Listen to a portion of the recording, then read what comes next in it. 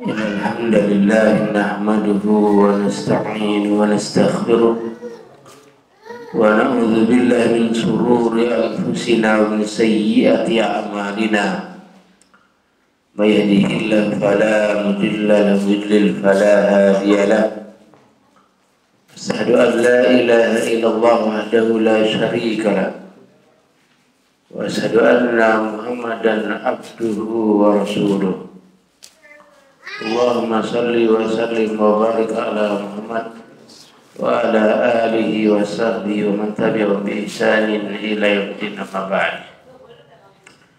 إخواني في الله أعزني الله وإياكم أجمعين فقد قال الله تعالى يا أيها الذين آمنوا اتقوا الله حق تقاته ولا تموتن إلا وأنتم مسلمون يا أيها الذين آمنوا اتقوا الله وقولوا قولا سديدا يصلح لكم أعمالكم ويغفر لكم ذنوبكم ومن يطع الله ورسوله فقد فاز فوزا عظيما وقال نبينا محمد صلى الله عليه وسلم واعلم فإن أصدق الحديث كتاب الله وخير الهدي هدي محمد صلى الله عليه وسلم وشر الأمور محدثاتها فإن كل محدثة بدعة وكل بدعة ضلالة وكل ضلالة في النار. Ikhwan fillah azani Allah wa iyyakum ajmain. Alhamdulillah pada kesempatan malam hari ini kita dapat bermuajah kembali di majelis yang mulia ini, tidak lain kecuali untuk mendekatkan diri kita kepada Allah dengan tafaqquh din. Ya kawan, pada malam hari ini insyaallah kita akan memberikan materi tematik berkaitan dengan rumah tangga yang bahagia. Ya kawan, semenjak kita bangun dan kita bina rumah tangga kita, tujuan kita menginginkan rumah tangga yang sakinah, mawaddah warahmah. Tetapi tentunya rumah tangga yang sakinah, mawaddah warahmah itu butuh proses yang panjang, di mana masing-masing kita di dalam menempuhnya, masing-masing menghadapkan masalah. Semua keluarga itu pasti ada masalah. Sampai keluarga Rasulullah SAW pun punya masalah. Tetapi dengan dekatnya kita kepada Allah, dengan tuntunan yang benar, insya Allah sedikit demi sedikit kita dapat selesaikan. Ibarat benang kusut dapat kita mulai kembali dengan catatan dengan ilmu.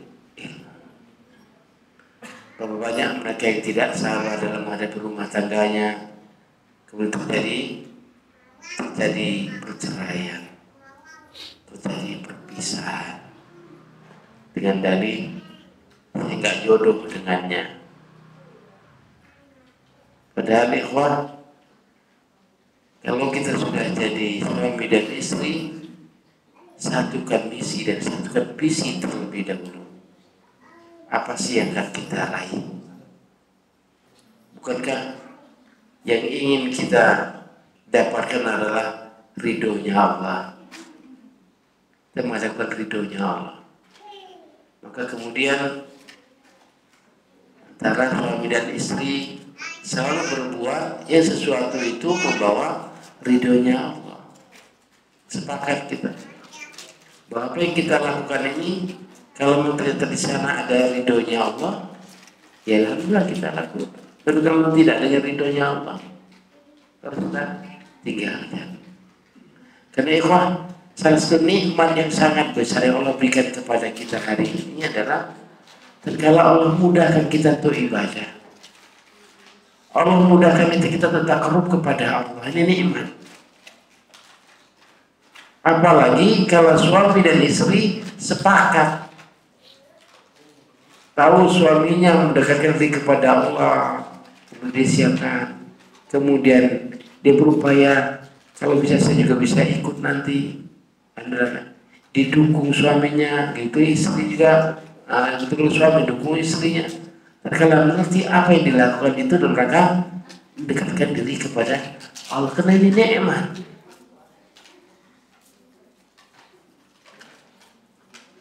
Jadi ikhwan fillah azza wa ikum ajmain. Sebelumnya kita baca beberapa ayat terlebih dahulu. Ini kitab Wasail Mufidah Lihati Sa'idah, punya Syekh As'ali.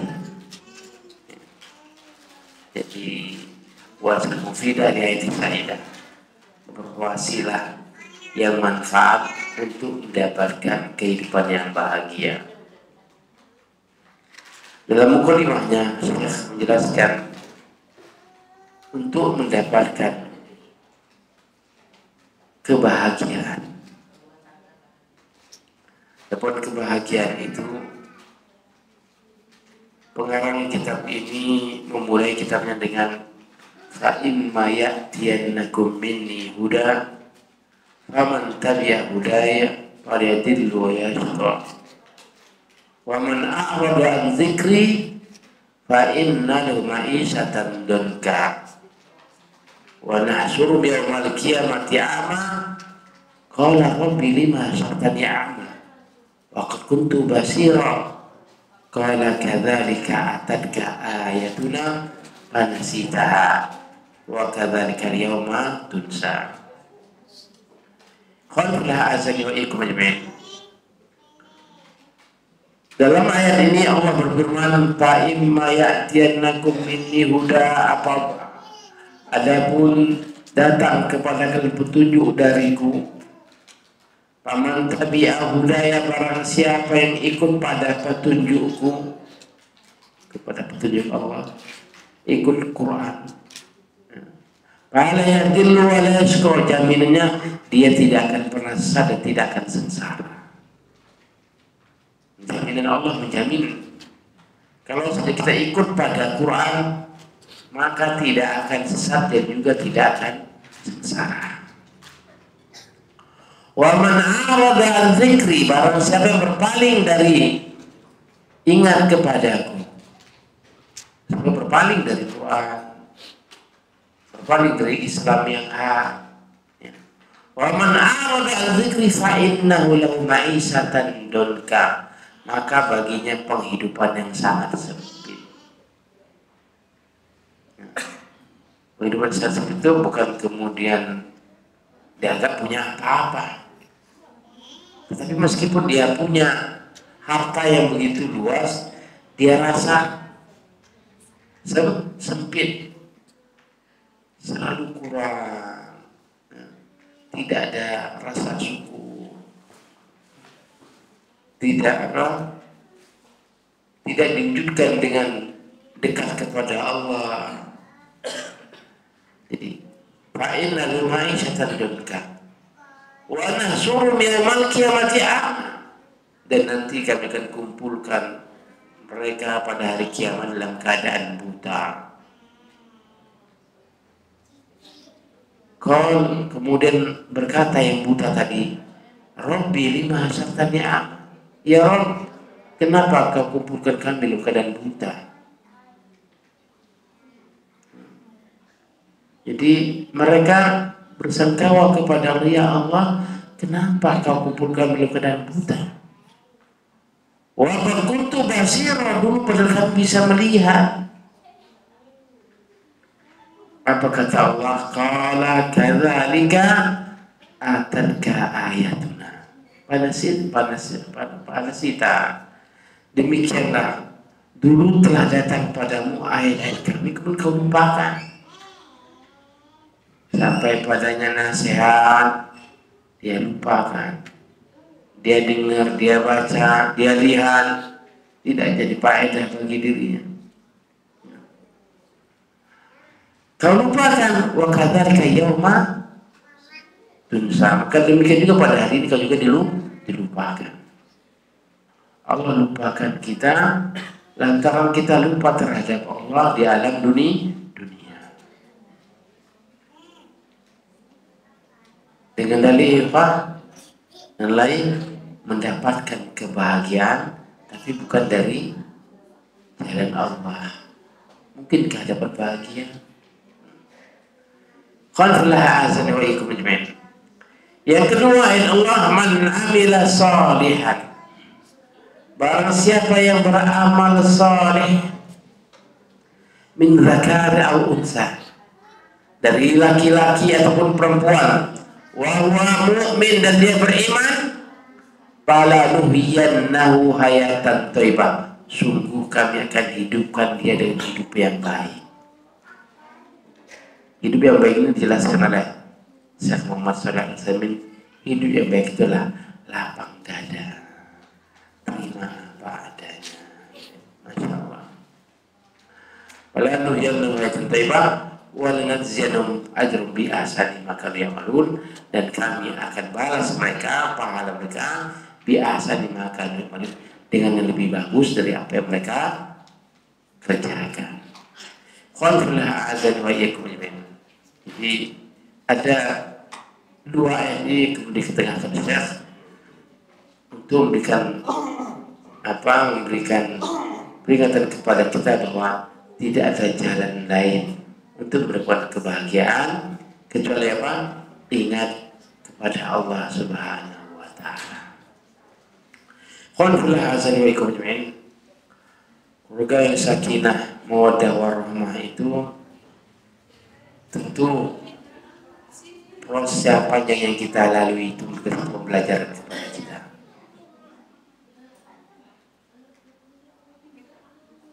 Bagaimana sih kita bisa bersatu hati kita dengan istri, hati kita sama dengan istri, hati kita sama dengan anak-anak, apa yang diinginkan orang tuanya sama dengan apa yang diinginkan anak-anaknya. Satu hatinya. Kita ingat siapa yang bisa nyatukan hati Allah. Jangan lupa kita nyatukan hati itu Allah. Oleh karenanya dijelaskan oleh seorang masyayikh jelaskan begini. Silama bainakuma wa bainallah wa yasilullah bainakuma. Rajutlah hubungan kau kepada Allah. Ini kau berdua ya, karena sila silu bahasa Arab ini. Rajutlah hubungan kau berdua kepada Allah, maka Allah akan satukan hati. Yang hari ini belum mendapatkan, ya, mendapatkan apa? Mendapatkan satu hati dengan istri. Bisa. Rupanya mereka yang satu rumah, satu kamar, hatinya beda. Kemudian hadisnya, suami saya ini dijelaskan tentang suaminya, kurang suaminya, bisa dijelaskan. Baik, hadirkan suaminya, dihadirkan suaminya. Suaminya Ustaz, izin Ustaz, saya akan cerita suaminya. Ternyata dari kedua belah pihak cerita ini istri yang terlalu over, sehingga suaminya sudah merasa dirinya tidak merasa dia punya istri, tidak lagi merasakan indahnya rumah tangga, apalagi bahagia. Maaf ya Ustaz, kalau dibilang cantik istri saya cantik, tapi saya tidak punya keinginan sama sekali Ustaz, apalagi menyentuhnya. Semua itu Pak. Kenapa itu terjadi? Karena bisa jadi kurangnya hubungan mereka kepada Allah. Suami mungkin kurang dalam ibadah, istri juga kurang ibadah. Jadi perbaiki hubungan kita kepada Allah, maka Allah akan mudahkan segala urusan kita. Ya. Jadi kuncinya perbaiki hubungan kita kepada Allah. Biasanya ikhwan, retaknya rumah tangga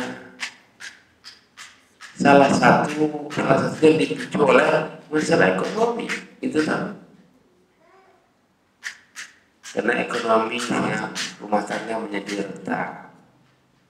Maksudnya ikhwan, ini masalah dunia. Kenapa kita tidak minta kepada Allah? Allah yang Maha Kaya. Luruskan hati kita, perbaiki hubungan kita kepada Allah saja. Jadi ada tip begini. Sebenarnya dengan zikir kita kepada Allah, sekarang saudara, kalau memang alasan kita enggak hafal zikir, sudah zikir yang gampang saja, istighfar dengan la haula wala quwata illa billah. Istighfar la haula wala quwata illa billah. Dan catatan, perhatikan hubungan kita kepada Allah. Saatnya zuhur, langsung kita siap-siap untuk sholat zuhur. Perhatikan hubungan itu baik dalam keadaan apa? Dalam keadaan beramai-ramai itu karena sendirian, atau hubungan kita kepada Allah. Wah, ini haram, ini saya tidak punya hak untuk ini. Meskipun antara kita dan apa? Dan Allah saja, atau hubungan kita. Nah, ini saya nggak punya hak ini haram. Atur hubungan kita, perbaiki hubungan kita kepada Allah. Saat-saatnya untuk ijabah, minta kita kepada Allah. Perbaiki hubungan kita secara apa? Secara sendiri kita apa perbaiki hubungan kita yang sendirinya, sholat misalnya, sholat malam di rumah, kemudian sedekah kita atur sedemikian rupa sehingga tidak ada yang tahu betul-betul antara kita dan Allah. Atur. Kalau kita sudah atur hubungan kita kepada Allah dengan baik, maka Allah pun akan mudahkan urusan kita, apalagi masalah dunia.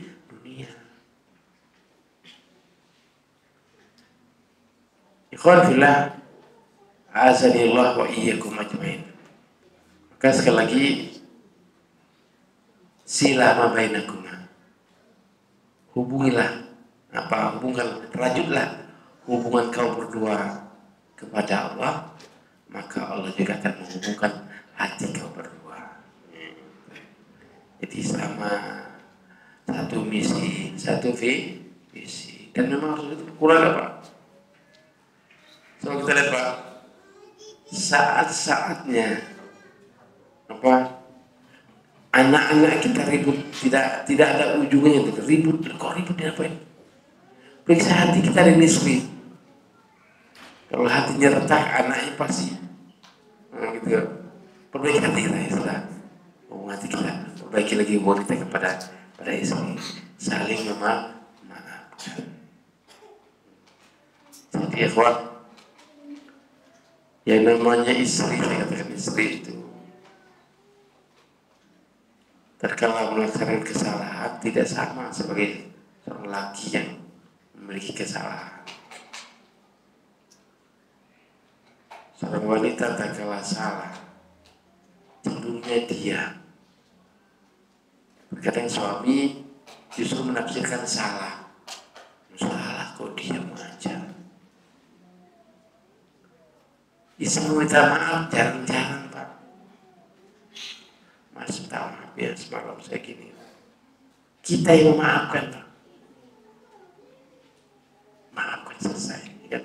Ada masalah? Karena harusnya Bapak tidak ada hari tanpa canda. Gitu Pak. Harus gitu Pak. Tidak ada hari tanpa canda. Ribut pagi, siang Pak. yang ribut sore baik. Istri kita.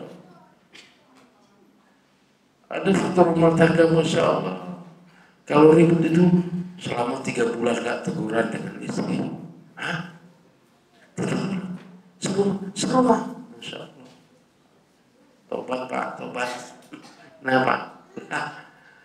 Ya namanya kesalahan keluarga itu pasti ada. Saling memaafkan. Beda dengan laki-laki. Kalau sampai mengatakan Mas, maaf ya Mas, wah 1001. Sang suami harus bicara. Yaudah, mana-mana mall. Maafkan ya. Jadi jangan sampai berlarut-larut baca kesalahan. Assalamualaikum iya kemajuan. Jadi pernik rumah tangga itu Masya Allah. Ya. Kadang masalah kecil jadi besar hanya karena cetannya yang dulu nggak dihapus, lupa hapusnya. Suaminya buka-buka HP, istri buka-buka HP suami dapat. Padahal itu tahun yang lalu lupa dihapus. Nah jadi masalah. Kenapa Mas? Saya kan bisa rapi kan. Tapi sudah nikah dengan kenapa ya Allah? Ya gimana sih teman gimana? Teman sekolah. Kamu jaga perasaan istri.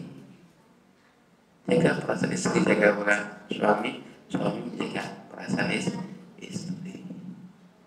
Jadi ikhwah, dan tidak ada lain jalan bagi itu perbaiki sama kecuali perbaiki hubungan kita kepada Allah. Kalau hubungan kita kepada Allah baik, maka hubungan kita manusia juga pasti baik. Tapi kalau kemudian ada maksiat, suami maksiat, istri maksiat, musibah. Apalagi sang suami ngajak istri maksiat, lebih besar lagi maksiatnya. Ya. Jadi kita sang suami menasihati istri, ini jangan, ya, ini maksiat. Bisa jadi menurut dia bukan maksiat, loh sekedar hiburan kok maksiat, nah kan? Hiburan maksiat, itu kan yang seperti ini maksiat. Hati kita itu tidak akan pernah bersatu antara Quran dan musik. Suami ibadah, istri senang dengar musik, tidak akan bersatu. Sampai kapan tidak akan pernah bersatu hati dengan Quran dan musik. Maka yang kita inginkan apa? Ingin kedamaian, ketentraman, ya sudah. Tapi pokoknya mayat ini udah. Kalau siapa yang kemudian datang pada petunjuk dan dia ikut pada petunjukku, dia tidak akan sesat, dia juga tidak akan sengsara. Tidak ada pernah dengar kita orang ikut kepada agama Allah kemudian sengsara. Ada. Karena kebahagiaan itu tidak bisa diukur dengan materi. Bisa jadi ikhwah materinya begitu melimpah ruah, tapi kebahagiaan dia tidak dapatkan. Ya, Masya Allah, ini pasangan suami istri hari ini dapat, ya, besok habis, cari lagi habis. Satu hari untuk makan, esok hari dapat lagi. Tapi alhamdulillah begitu bahagianya, begitu syukriyahnya. Itu suami berangkat, suami juga senang, diantarin sampai pintu, dititipkan pesan-pesan, suaminya, Bang, hati-hati Bang, janganlah kau beri aku makan yang haram. Masalah. Itu ikhwah. Ya, jadi istrinya soleha, suaminya juga soleh. Ada yang terbalik terkadang. Suami ikut, istri ikut kajian kajian online kan sekarang banyak ya. Mulai suami datang biarin saja sibuk. Kamu tuh suami kamu di rumah. Meskipun kamu kajian online, perhatikan nih suami. Kamu melayani suami itu lebih wajib ketimbang kajian online. Seorang tabi'in, istrinya hafal Quran, hafal Quran. Suaminya tidak tahu kalau istrinya ini, masya Allah, ya kan? Kalau perginya suami itu pulang. Suami pulang, terdengar ada suara menangis. Siapa yang menangis? Dibuka pintunya, istri masih sujud sholat malam. Suaminya nggak tahu selama ini kenapa. Ini sekarang menyembunyikan dari suaminya. Dia layani suaminya. Terkala di rumah, diantar suaminya. Karena ini pahala yang paling besar. Lebih besar kita bisa bedakan mana yang lebih utama ketimbang yang utama. Ngaji utama, tapi melayani suami lebih utama. Yang ngaji saja bisa ditinggalkan karena ada suami di rumah. Kemudian jujur ngaji, saya ngaji. Wah, solehahnya istri saya. Kenapa? Karena suami sampai pergi pun tidak diantarnya, pulang pun tidak disambutnya karena sibuk ngaji. Begini soleha, enggak ya. Qul fillah azanillah wa iyyakum ajmain. Yang berikutnya ya kawan, untuk sampai kepada apa disebut dengan kebahagiaan. Yang pertama itu lapang dada kita menerima Islam terlebih dahulu. Suami terima Islam, istri terima Islam. Yang wajib diterima, yang sunnah diterima. Gitu. Kemudian apa? Perkara perintah dilarang juga diterima. Perkara tidak mampu melaksanakan perkara lain. Sebab kalau nolak kufur namanya. Tapi kalau tidak mampu melaksanakan maksiat, maka di sana kita minta kepada Allah. Maka ketahuilah asbab yang terbesar untuk menjadikan kita lapang dada dalam menerima kebenaran, lapang dada dalam menerima hidayah, sehingga kita dengannya dapat kebahagiaan adalah bertauhid kepada Allah. Kita sudah bertauhid kepada Allah, suami bertauhid, istri bertauhid. Maka dengannya mudah kita mendapatkan apa? Hidayah. Jadi kira-kira kadang-kadang kita mikir hidayah itu kan bagi orang yang belum ngaji dapat hidayah, orang kafir dapat hidayah. Ya kita juga butuh hidayah ini. Kenapa sih kita baru melaksanakan wajib-wajib, belum melaksanakan sunnah? Bisa jadi kita belum dapat hidayah. Kenapa keberat malam hari untuk bangun, untuk sholat malam, meminta kepada Allah? Kita belum dapat hidayah. Kenapa sih kita belum membaca Quran? Ya? Belum ada jadwal Quran. Belum sempat Ustaz. Kau belum sempat. Ya. Jadi mengatakan belum ada waktunya, siapkan waktunya. Kalau belum ada waktunya, Ustaz, sibuk. Maka siapkan waktunya. Dan saya baca Quran setelah sholat subuh. Waktunya. Jadi setiap subuh baca Quran. Sibuk-sibuknya kita kan. Atau khusus setelah asar baca Quran. Jangan nunggu sampai ada waktu. Suami dan istri mengingatkan, sudah baca Quran. Baca Quran itu jadi wirid, Pak. Wirid ke hari ini apa? 1 juz. Wirid, kita punya wirid. Sampai kamu nggak punya wirid. Punya wirid kita. Wiridnya apa? Baca Quran. Habis subuh saya wiridan. Apa wiridannya? Baca Quran 1 juz setiap hari. Itu Pak. Jadi lapang dada terlebih dahulu. Yang saya katakan, lapang dada kita, terima kebenaran. Lapang dada lu, ini wajib, ini sunnah.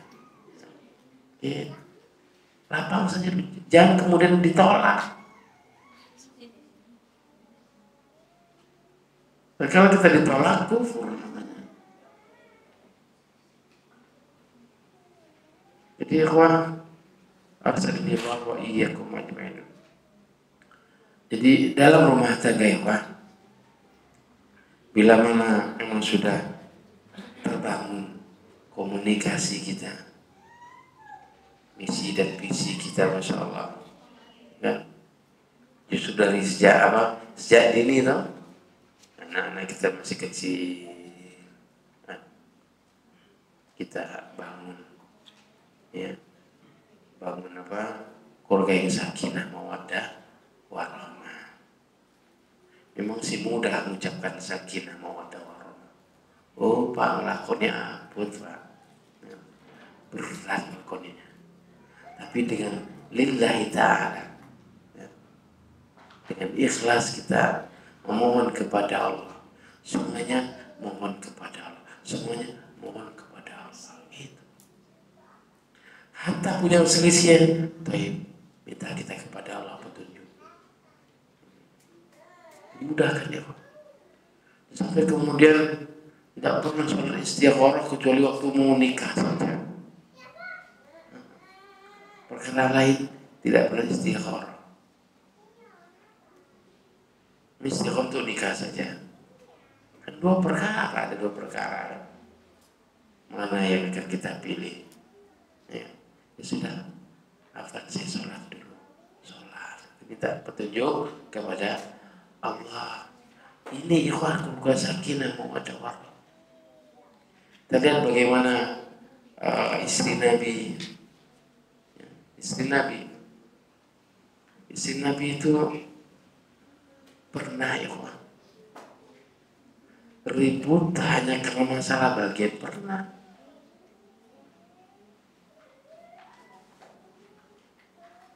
Mereka saling antara mereka. Datanglah Abu Bakar, dengar anaknya begitu, kemudian ya Aisyah, dinasihat oleh Abu Bakar. Datang Umar, jadi istrinya Rasulullah, anaknya Umar, dinasihati juga dari Umar bin Khattab. Intinya kata Rasulullah SAW, kalaupun kalian memang menginginkan, ya boleh ambil itu. Satu petunjuk kita, misalnya, kalau kita mau berpisah dengan istri kita, harus diberikan haknya.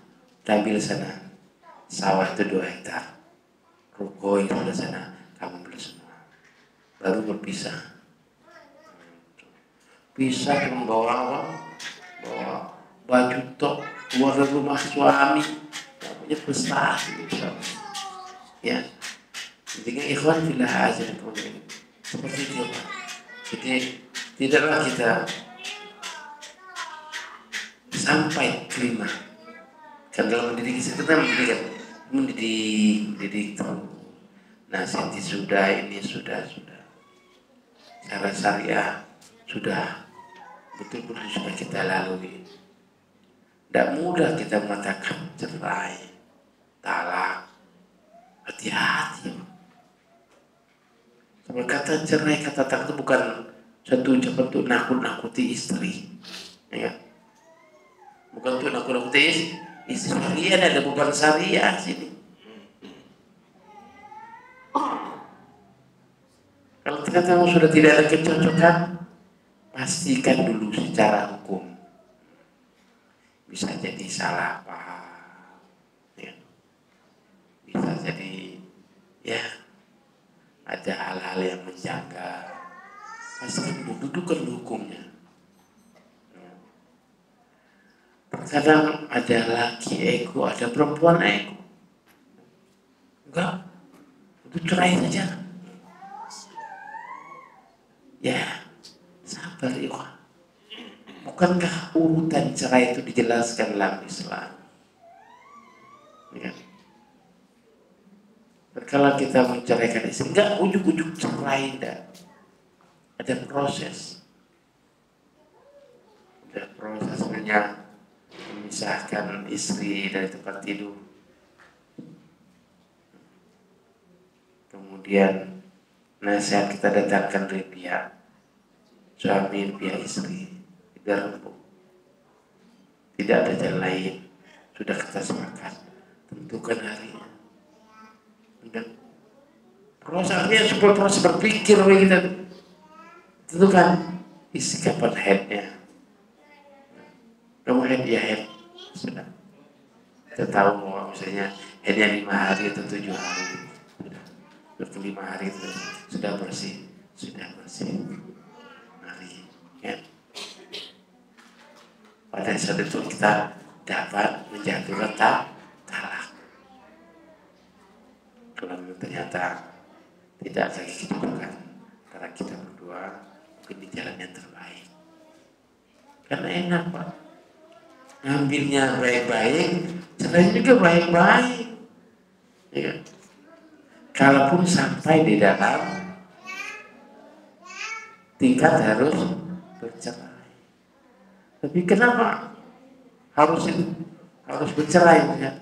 Cari celahnya, mungkin celah.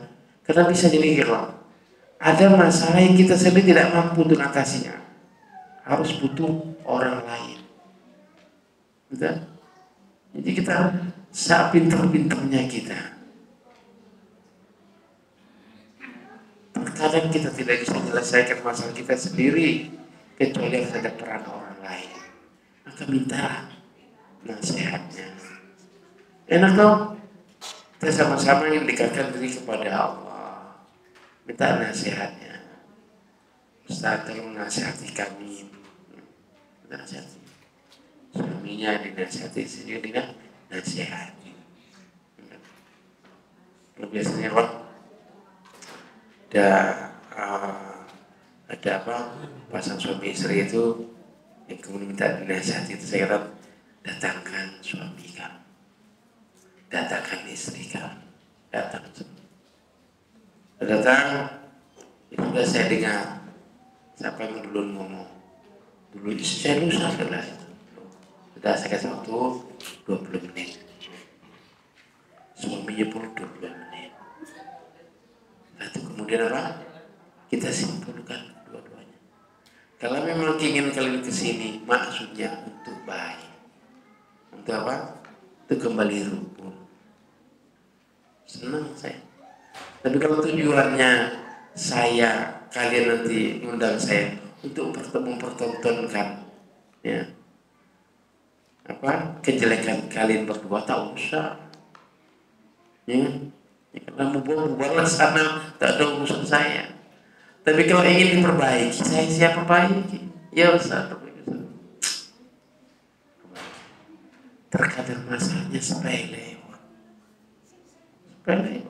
selesai. Ini saya sepele sampai larut malam. Astaga, masalahnya itu itu masalahnya astaga. Nggak mungkin Mas jadi wanita. Beda dengan laki. Jadi suaminya ngomong bla bla bla bla. Saya ngomong bla bla bla. Belum ketemu, terima saya suaminya terima istrinya terima. Ujungnya satu saja masalahnya belum selesai. Apa masalahnya? Ini Ustaz, saya itu nggak pernah diajak istri saya. Hah? Ya wah, saya ini nggak mungkin terjadi. Kan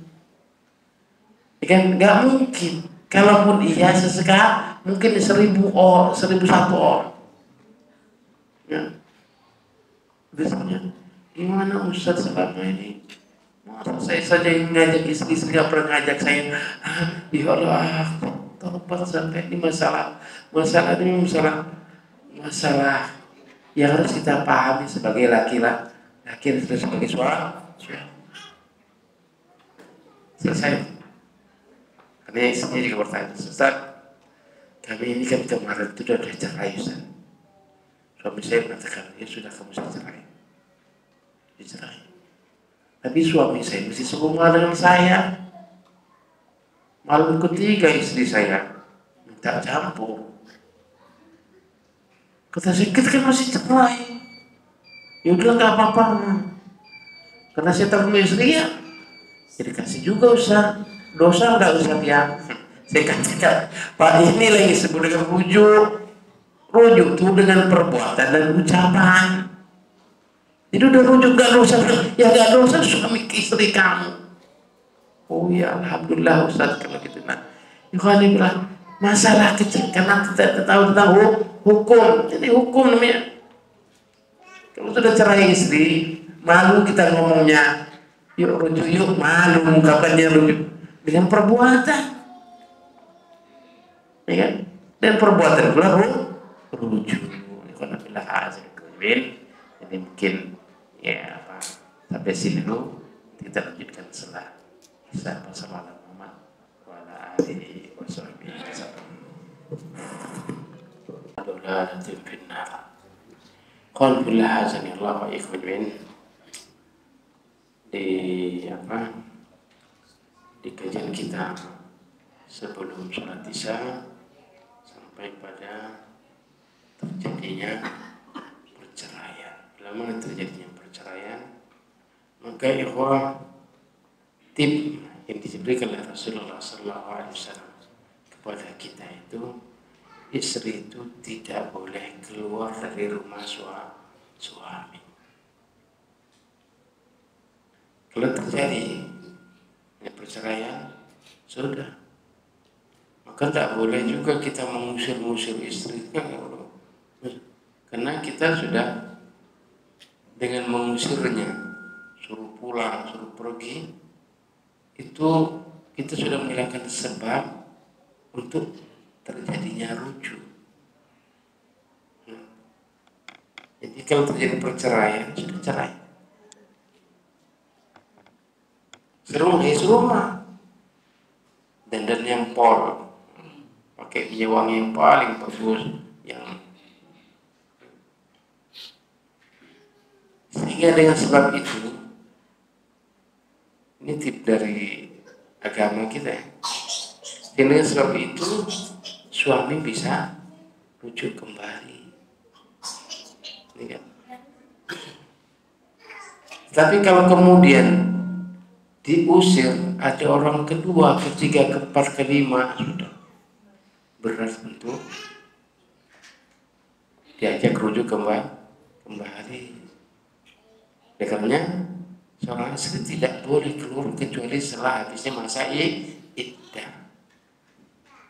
Kalau 3 bulan misalnya, masih ada 3 bulan. Setelah 3 bulan itu baru dia boleh pulang tempat suami dan tempat orang tuanya. Selama masa iddah, tanggung jawab suami. Ya. Selama masa iddah, dia di rumah suami. Mau pisah ranjang ke, satu ranjang ke, perkara lain. Kan kita sudah katakan ya. Kalau terjadinya campur, itu namanya rujuk. Bagaimana bisa terjadi kalau beda rumah? Kan nggak mungkin.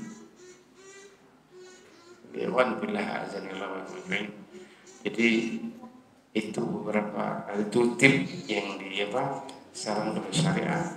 Kalau terjadi perceraian, seorang istri tidak boleh meninggalkan rumah suami. Ada beberapa pemicu terjadinya perceraian. Pemicu biasa terjadi perceraian itu bisa lantaran cemburu, bisa. Jadi yang cemburu berlebih-lebihan itu cemburu karena faktor lain.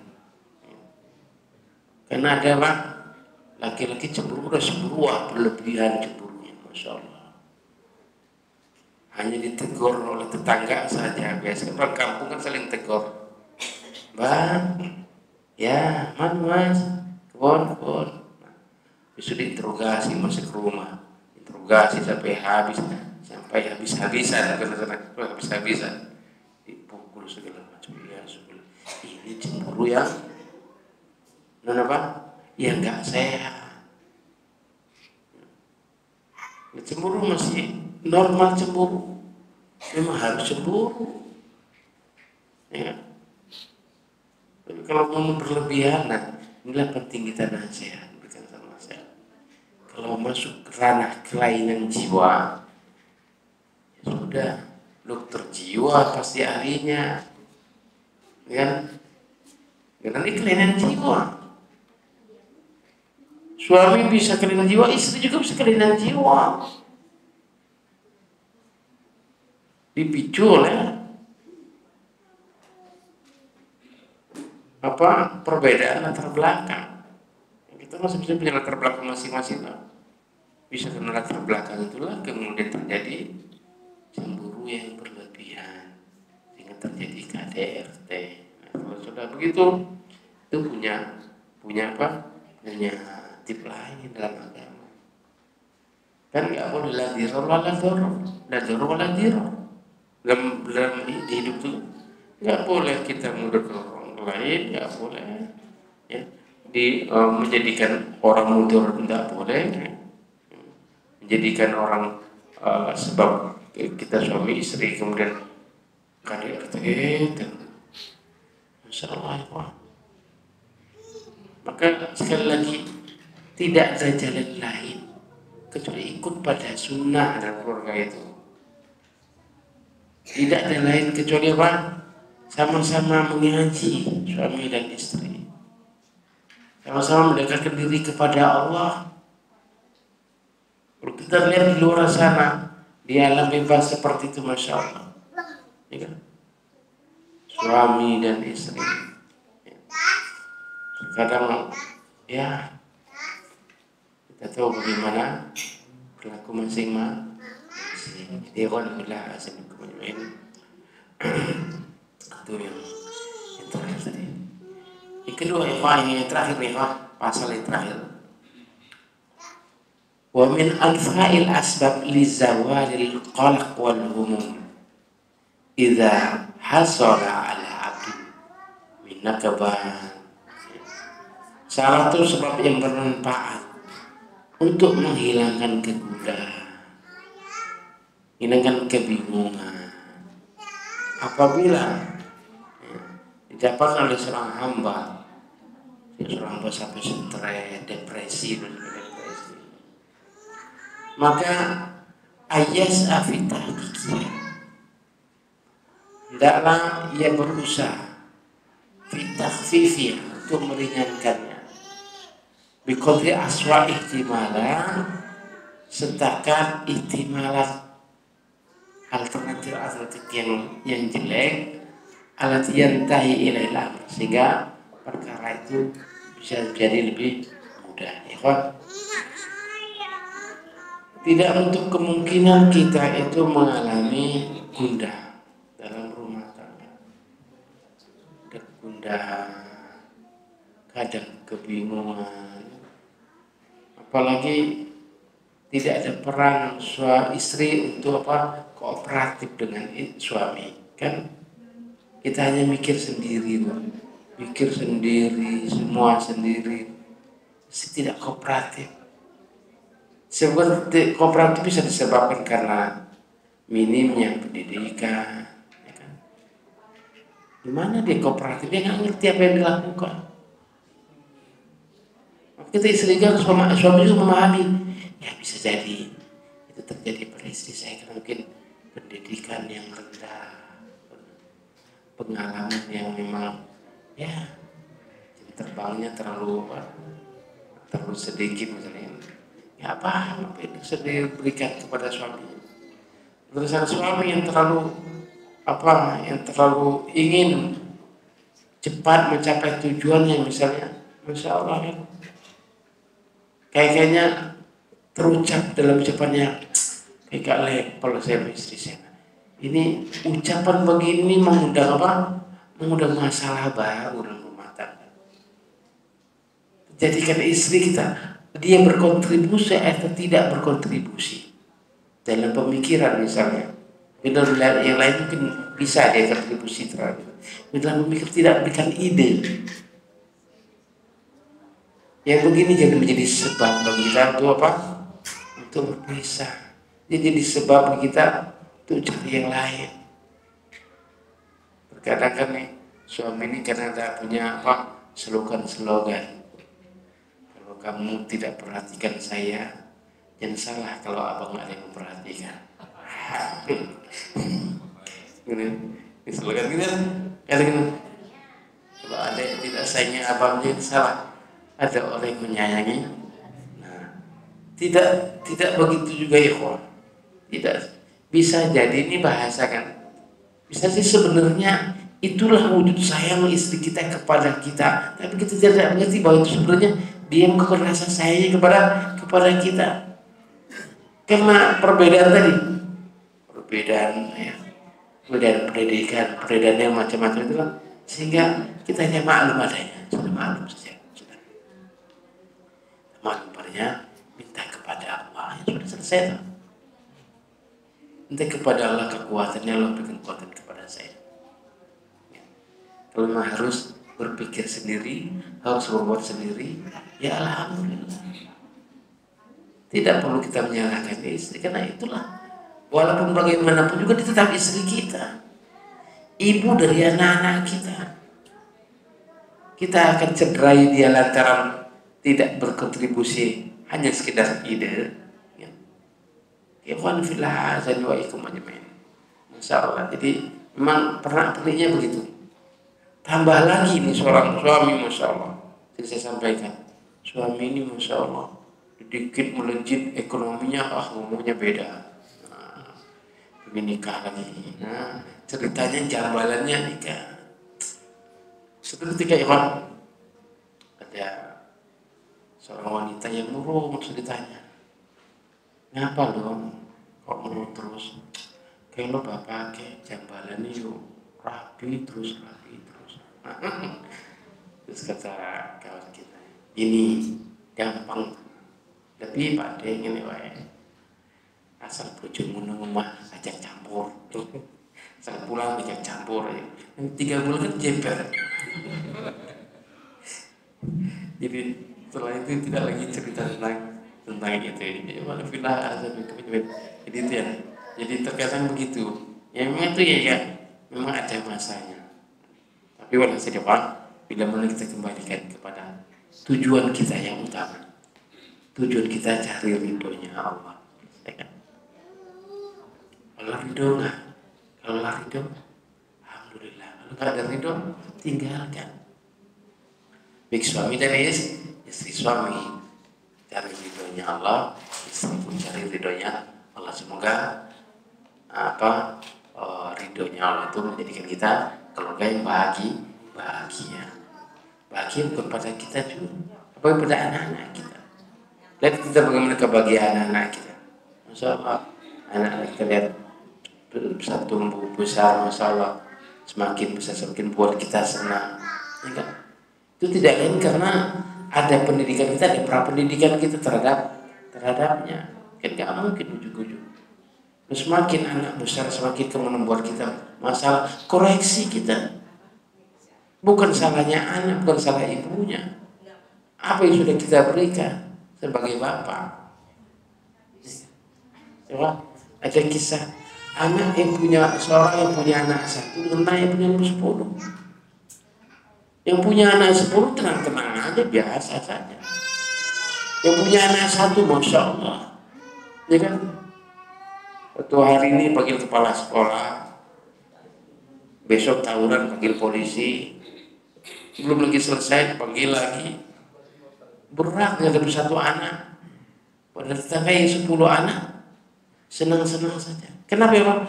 Karena berat dan ringannya mendidik anak itu tergantung kepada Allah. Bukan kemudian perhitungan kita, tapi yang kemudian kita tanya, kenapa ini kabir Mbak? Lah, satu saja susah. Nah, matematika kalau satu kalau udah merasa susah, nambah lebih susah. Tapi kalau kita tenang, anak 1, 2, 3 tenang, anak berapa aja tenang ya kawan. Karena ingat rezeki Allah. Jadi perhitungan kita, ya, paham ya?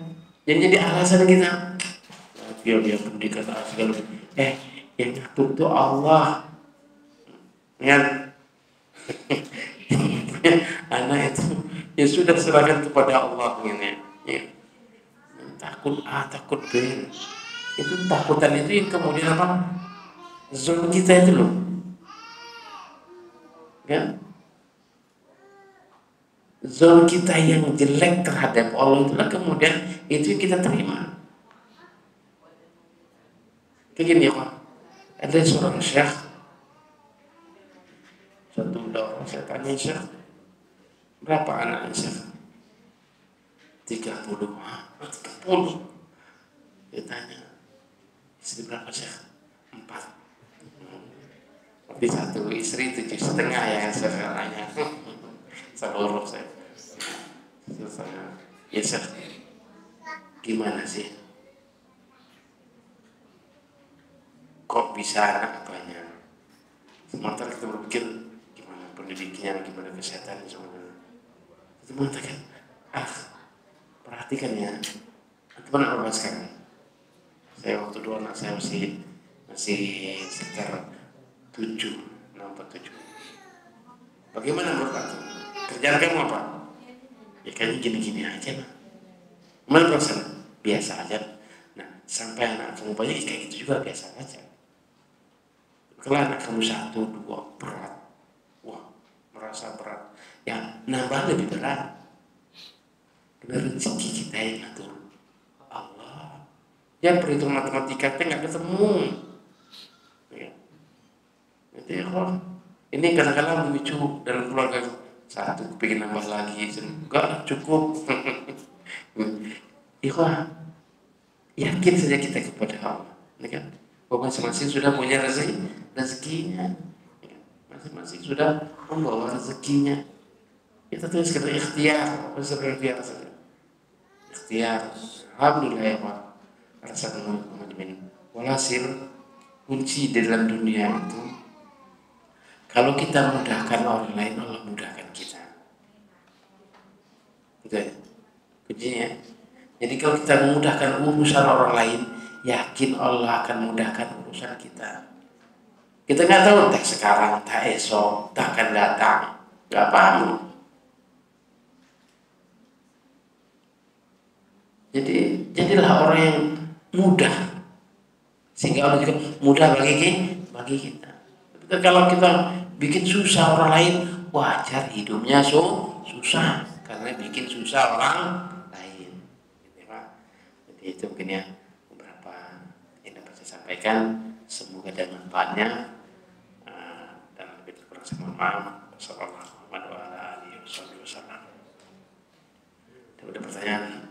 Bismillah. Bagaimana suami istri tinggal begitu saja selama lebih dari 16 bulan? Itu semua datang lagi, masih sah suami istri kan? Seperti tidak pernah ada kata talak, tidak pula sensi, ajukan khulu dan tidak ada nakah. Lahir saja. Karena poligami tidak sehat atau adil, maksudnya datang dia harus menikah. Oh ya, suami pergi dalam jangka waktu yang lama, tidak berkenangkah, lahir enggak, batin juga enggak, namanya juga misalnya 2 tahun, tiba-tiba datang menganggap suami istri sah dengan catatan waktu nikah dia tidak baca sighot talak, kan ada sighot talak kan? Apabila sekian bulan berturut-turut maka jatuh talak, suami wajib bayar 1.000 sebagai itu sighot itu masalah. Maka sebaliknya jangan baca sighot talak, yang dibaca. Mau baca enggak? Kan itu hanya sering enggak usah, enggak Pak, itu baca. Nah, jadi masalah sih kan, 3 bulan berturut-turut masalah.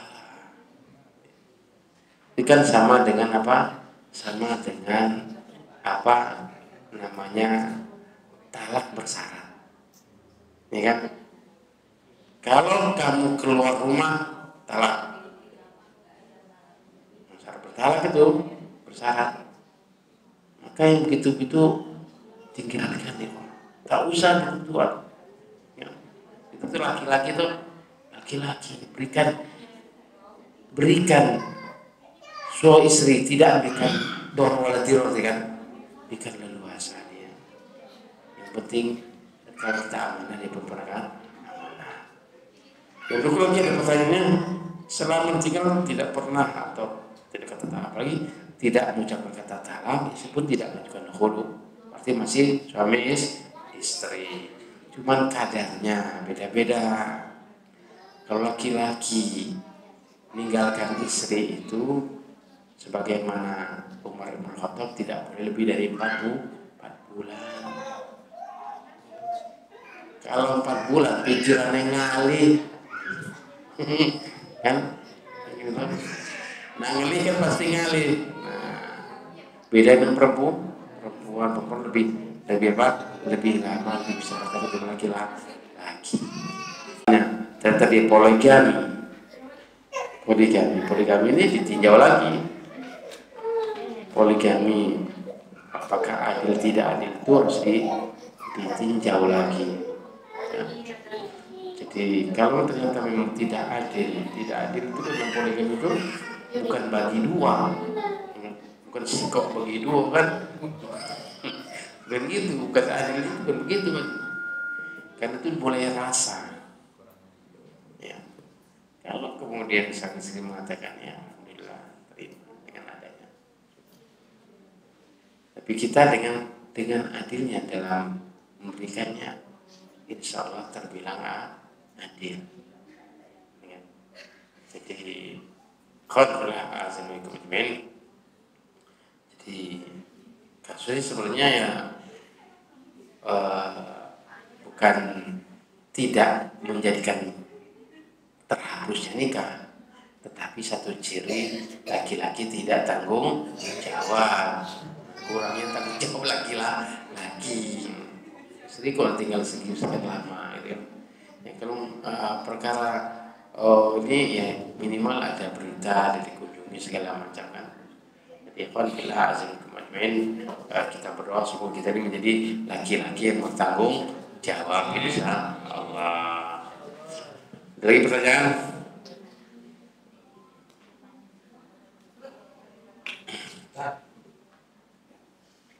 Tentang talak itu dia ada seorang suami menalak istrinya, apa dia berburu talak satu itu atau ada kedua? Iya, bagaimana? Iya. Jadi talak itu Pak 1 bulan 1 kali. Jadi misalnya bulan ini setelah dia bersih, setelah suci kita talak. Minggu depan Pak talak lagi, nggak sah itu. Ya, jadi orang ditalak sekaligus apa lagi? 1 suci 1 talak. Ya. Jadi kalau mau ditalak nanti nunggu head lagi sebelum apa dicampuri talak. Jadi kalau udah head dicampuri ya bisa talak. Itu dia mumpung namanya. Gak boleh. Jadi sebelum ditalak head tunggu harinya selesai baru ditalak. 1 itu berlaku 1 kali dalam 1 bulan. Ini pernah terjadi Pak, suami istri pisahan dari mana? Bisa kembali lagi nggak? Tanya saya. Bisa. Loh kok bisa? Saya kan udah 3 kali ya sudah.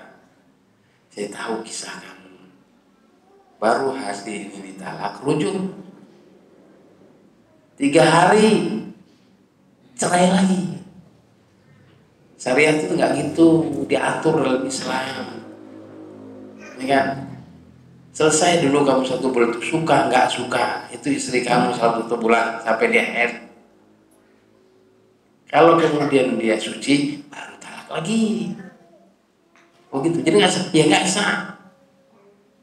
Ya sudah berarti sekarang ini rujuk ya sudah kamu kalau rujuk. Alhamdulillah. Jadi kamu sekarang saya nggak boleh lagi mengatakan cerai pada istri kamu karena kamu sudah kalau ketiga sudah jadi apa talak bain.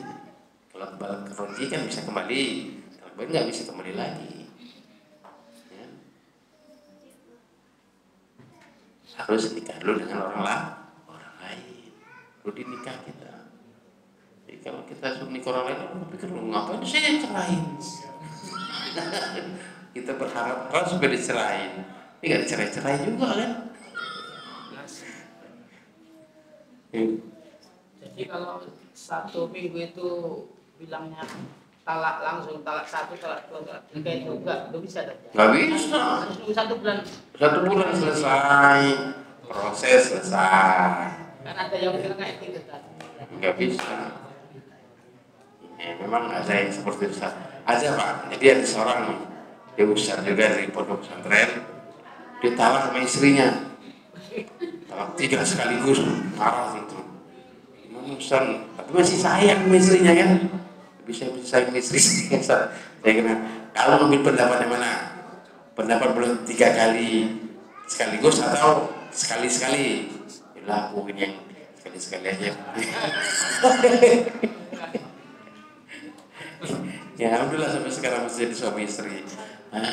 Kelakuan harus ini namanya apa? Perlu tahsil ilmi ya Pak ya.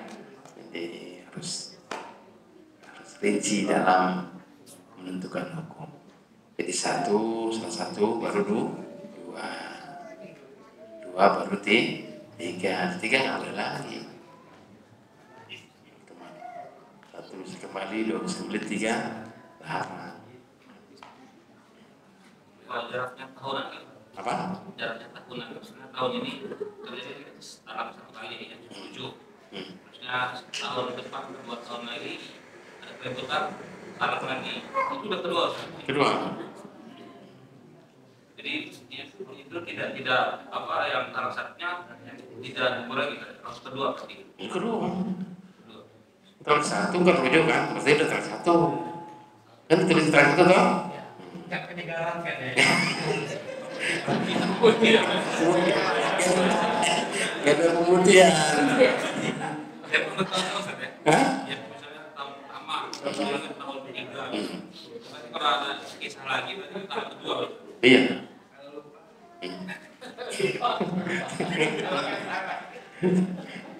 Ada yang lupa Pak, ada yang sudah tua.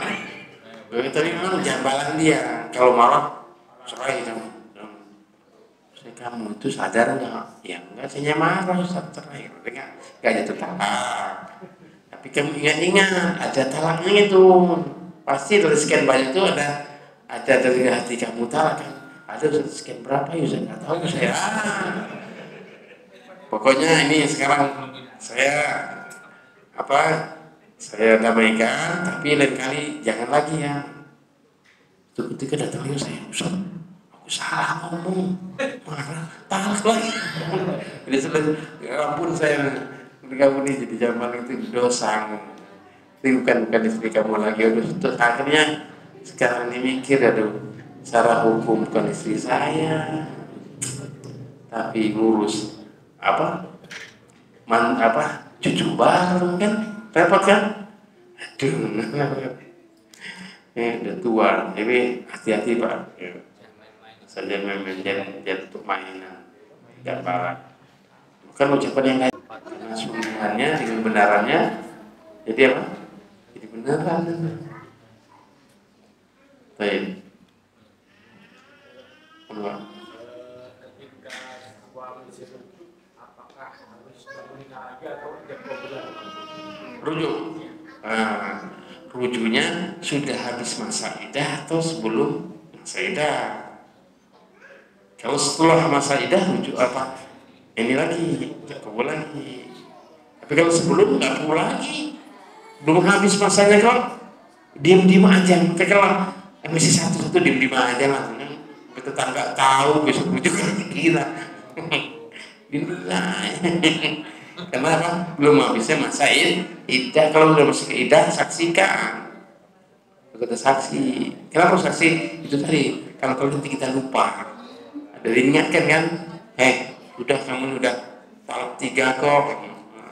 Ada catatannya itu. Gitu ya. Allah Ta'ala. Yang lain?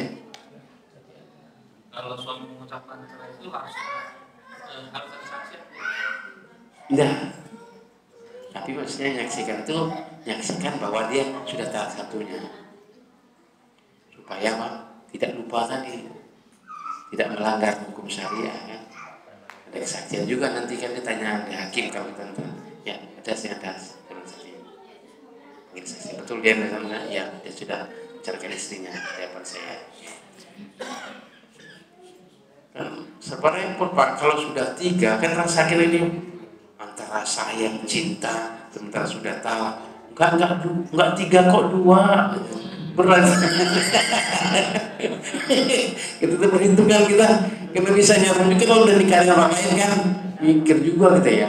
3 apa 2 kayaknya 2 ya. Gitu ya. Cukup? Yang lain?